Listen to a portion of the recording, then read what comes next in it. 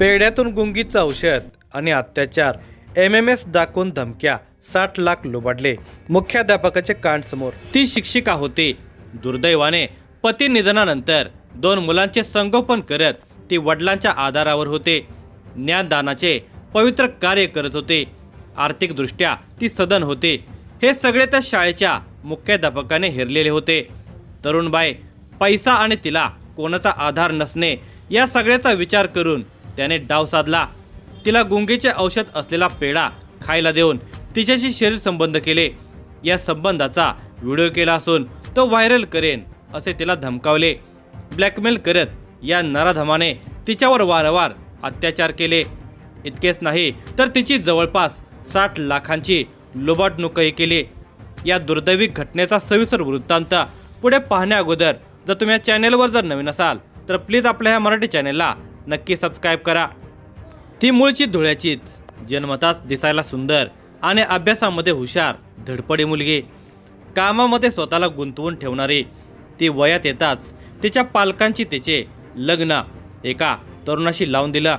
विवाहानंतर ती सासरी नांदण्यास गेली. तिचा संसार सुरू झाला तरी ती धडपडी आणि प्रयत्नवादी असल्याने तिने प्रयत्न करून धुळे जिल्हा परिषद अंतर्गत प्राथमिक शाळेमध्ये शिक्षिका म्हणून नोकरी मिळवली. तिच्या पतीनेही तिला साथ दिलेली होती. हे एकमेकांना पूरक जोडपं होतं. हे गुण्यागोविंदाने संसार करत होते. घरामध्ये आर्थिक सुबत्ता असल्याने सारं काही अलबेल होतं. लग्नानंतर या दाम्पत्याला एक मुलगा आणि एक मुलगी झाली. सारे काही सुरळीतपणे चाललेले असतानाच या संसाराला दृष्ट लागली. लाखो लोकांचे प्राण घेणाऱ्या महामारीने या कुटुंबालाही सोडले नाही. तिच्या पतीला कोरोनाने घेरले आणि त्यात त्याचा मृत्यू झाला. हसता खेळता संसार उद्ध्वस्त झाला. अशावेळी तिच्या वडिलांनी तिला आधार दिला. आता धुळ्यातील एका कॉलनीमध्ये वडिलांच्या सोबत ती आपल्या 2 अपत्यांना घेऊन राहू लागली. पुढे 2023 साली तिची बदली साक्री तालुक्यातील लोणखेडी गावातील जिल्हा परिषदेच्या प्राथमिक शाळेमध्ये झालेली होती. सुरुवातीला ती बसने लोणखेडीला ये जा करायची, पण मुलांच्याकडे लक्ष देणंही गरजेचं होतं. म्हणून तिने हुंडाई केरू कंपनीची MH18BX 1652 या क्रमांकाची कार विकत घेतली.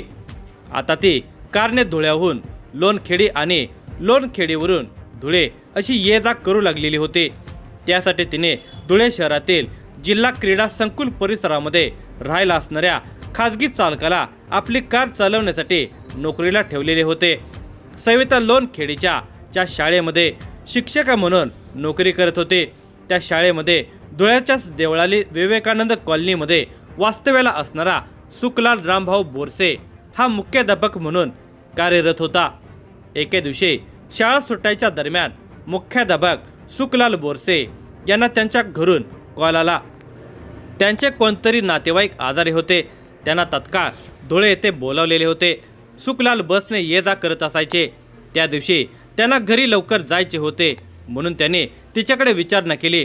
तुमच्या कारमधून मला लिफ्ट देता का अशी विनंती त्याने केली. आता तो शाळेचा मुख्याध्यापक असल्याने तिने त्याला आपल्या कारमध्ये लिफ्ट दिली आणि त्याला त्याच्या घरी नेऊन सोडले. पुढे काही कारण सांगून सुखलाल बोरसे हा तिच्या कारमधून आठवड्यातून एकदा तरी धुळ्याला येऊ लागला. प्रवासादरम्यान तिच्याशी गप्पा होत असत. या गप्पामध्ये सुखलालने तिच्याबद्दल सगळी माहिती घेतली. तिच्या सांपत्तिक स्थितीची माहिती, तिच्या घरी कोण केव्हा असतं, कोण केव्हा नसतं हे सुद्धा बोलण्याच्या ओघात त्याने तिच्याकडून काढून घेतला. ती भाबडी होती.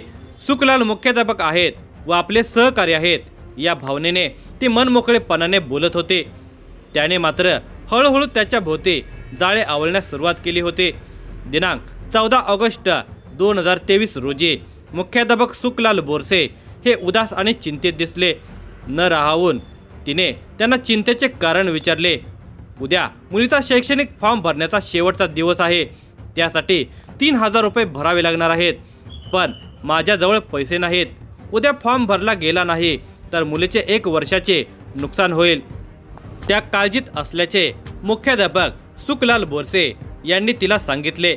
मुख्याध्यापकांच्या चिंतेचे कारण समजताच त्याच दिवशी म्हणजे दिनांक 17 ऑगस्ट 2023 रोजी तिने सुखलाल यांना 3000 उसनवार म्हणून दिले, कारण त्याच्या मुलीचे वर्ष वाया जाऊ नये अशी तिची भावना होती.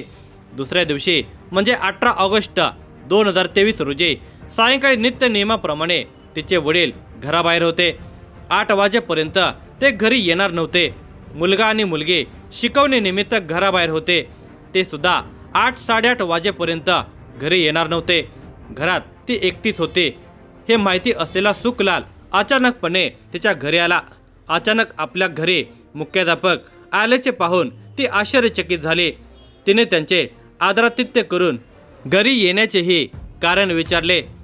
सुखलाल म्हणाला, तुम्ही मला 3000 रुपये उसनवार दिलेले होते म्हणून माझ्या मुलीचा फॉर्म भरता आला. माझे काम फत्ते झाले म्हणून मी पेढे देण्यासाठी आलेलो आहे. त्यानंतर सुखलालने तिला एक पेढा बळजबरीने खाऊ घातला. पेढा खाल्ल्यानंतर ती चहा करण्यासाठी आत गेली. तोच तिला घेरी आली आणि ती कोसळणार इतक्यात सुखलालने तिला सावरले आणि बेडरूम मधील पलंगावर झोपवले. ती पलंगावर निपचित पडलेली असताना सुखलालने घराचा दरवाजा आतून बंद केला आणि ती गुंगीत असताना तिच्याशी संभोग केला. दरम्यान तिला किंचित शुद्ध आले तेव्हा तिला जाणवले की आपण सुखलालच्या भाऊपाशामध्ये आहोत. त्या अवस्थेमध्ये तिने सुखलालला बाजूला ढकलत स्वतःला सावरण्याचा प्रयत्न केला. त्यावेळी सुखलाल घाईघाईमध्ये घराबाहेर पडला आणि आपल्या मोटारसायकलने पसार झाला.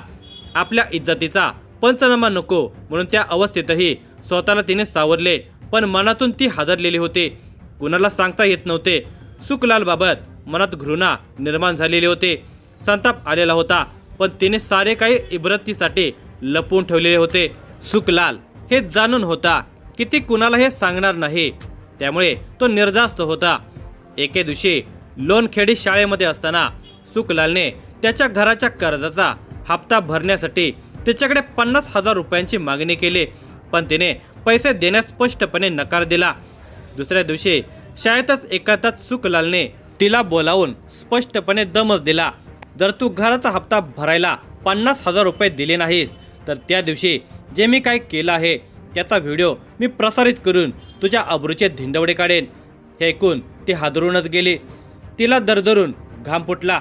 सुखलालने तो व्हिडिओ प्रसारित केला तर या भीतीने दुसऱ्या दिवशी तो व्हिडिओ डिलीट करण्याच्या बोलीवर तिने 50,000 रुपये सुखलाल याच्या खात्यावर ट्रान्स्फर केले. त्या कथित व्हिडिओ प्रसारित करण्याच्या धमकीमुळे ती आपल्या जाळ्यामध्ये अडकल्याचे लक्षात येताच कामांत सुखलाल बोरसे संधी साधून तिच्या घरी जायचा. तिला ब्लॅकमेल करून तिच्या शरीराचे लचके तोडायचा. तिच्या असहाय्यतेचा फायदा घेत तो सतत तिच्या शरीराची बिनधास्तपणे छेडछाडी करू लागलेला होता. या 2 वर्षामध्ये तिच्याकडून ब्लॅकमेल करत एक वेळा 16,04,400 आणि एक वेळा 43,95,000 सविता बागुल यांच्याकडून लुबाडले. सुखलाल रामभाऊ बोरसे हा मुख्याध्यापक म्हणून नोकरी करत होता. शिक्षणाच्या पवित्र क्षेत्राला तो काळीमा होता, पण त्याचा असली चेहरा जगाला माहिती नव्हता. तिच्या मागे वयोवृद्ध वडिलांव्यतिरिक्त कोणीच नव्हते. या वयामध्ये वडिलांना मनस्ताप देणं तिला पटत नव्हतं. सर्व प्रकारचा अन्याय अत्याचार ती सहन करत होते, पण सहन करण्याचीही एक मर्यादा असते. सर्व प्रकारची व्यसनं असलेला सुखलाल प्रचंड कर्जामध्ये बुडालेला होता. त्याला सविता ही खान गवसलेली होते. तो तिला शारीरिक आणि आर्थिक दोन्ही बाजूंनी लुबाडत होता. 15 दिवसापूर्वी तर सुखलाल बोरसे याने कहरच केला. त्याने तिच्याकडून शरीर सुख तर घेतलेच, शिवाय तिला धमकी देऊन तिच्या स्टेट बँकेमधील बचत खात्यावरील रक्कम काढण्यासाठी तिच्याकडून तिच्या चेकबुकद्वारे 6 कोरे धनादेश तिच्या सहीने ताब्यात घेतले. आपल्या सहीचे 6 धनादेश सुखलालने घेतल्यापासून ती अस्वस्थ झाली. या धनादेशाद्वारे तो आपल्याला देशोधडीला लावेल या भीतीने ती घाबरलेली होती. त्यामुळे तिला झोप लागेना की जेवण जायना, कामातही लक्ष लागेना. तिच्या प्रकृतीवरही परिणाम झाल्याने तिच्या वडिलांनी तिला विश्वासात घेऊन नोकरीच्या ठिकाणी काही समस्या आहे का, तुझ्या प्रकृतीवर कशाचा परिणाम होतोय अशी विचारणा केली. तिला विश्वासात घेऊन विचारणारं वडिलांच्या व्यतिरिक्त दुसरं कोणी नव्हतं. ते आपलं दुखणं आणि आपली समस्या फक्त वडिलांना सांगू शकत होते.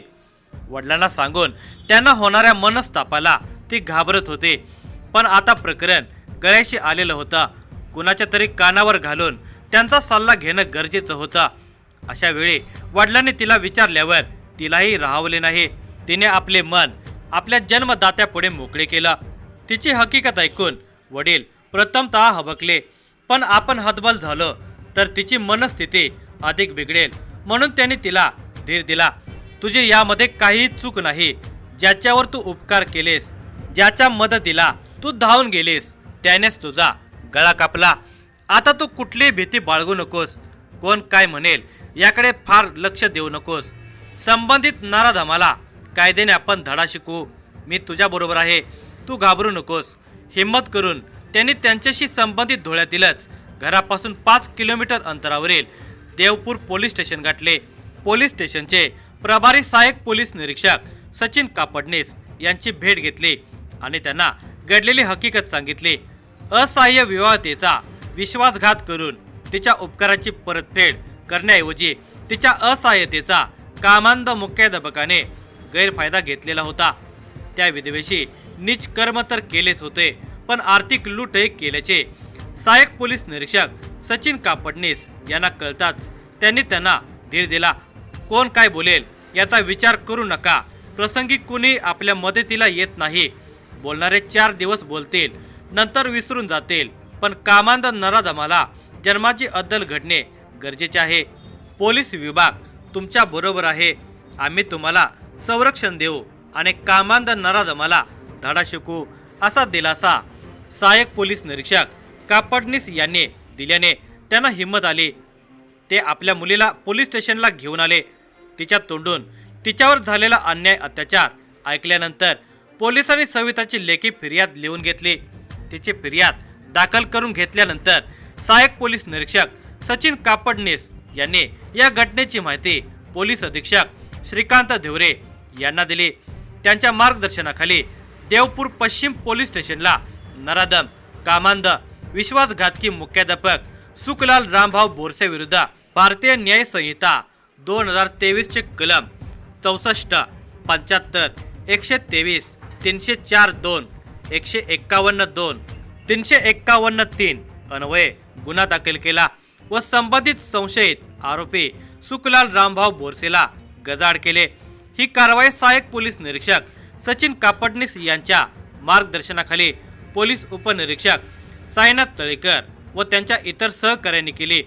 असहाय्य स्त्रियांचा गैरफायदा घेऊन त्यांच्यावर अन्याय अत्याचार करणाऱ्या घटना सर्रासपणे घडत आहेत, पण केवळ आपली इब्रत वेशीवर टांगली जाऊ नये म्हणून पीडित महिला पोलीस स्टेशनमध्ये जाण्यास धजावत नाहीत.